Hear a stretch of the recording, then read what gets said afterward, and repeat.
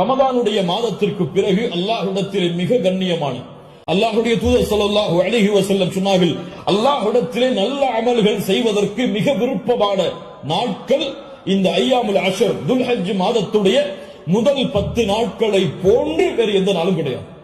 ரமதானுடைய இறுதி 10 இரவுகள் அல்லாஹ்விடத்திலே மிக உயர்ந்த அந்தஸ்துடையது. அதைவிட ரமதானுடைய மாதத்திற்கு பிறகு துல்ஹஜ் மாதத்துடைய முதல் 10 நாட்கள் அல்லாஹ்விடத்திலே மிக உயர்ந்தது. இந்த ஹதீஸை சொன்னவுடன் சஹாபாக்கள் கேட்டார்கள், அல்லாஹ்வுடைய பாதையில் போராடுவதை விடவும் இந்த நாளிலே செய்யக்கூடிய அமல்கள் மிக உயர்ந்ததா? அல்லாஹ்வுடைய தூதர் ஸல்லல்லாஹு அலைஹி வஸல்லம் சொன்னார்கள், ஆம், வலல் ஜிஹாது ஃபீ ஸபீலில்லாஹ். அல்லாஹ்வுடைய பாதையில் போராடுவதை விடவும் இந்த நாளுடைய சிறப்பு மிக உயர்ந்தது. ஆனால் இல்லா ரஜுலுன் خرج بنفسه وماله فلم يرجع من ذلك بشيء. 2 அமல்களை தவிர அல்லாஹ்வுடைய பாதையில் ஒருவன் போராடுகிறான், அந்த போராட்டத்தில் தன்னுடைய செல்வம் அனைத்தையும் அளிக்கிறான், தன்னையும் அழித்துக் கொள்கிறான். இந்த 2 அமல்களை தவிர இந்த 2 அமல்களுக்கு எதுவும் ஈடாகாது.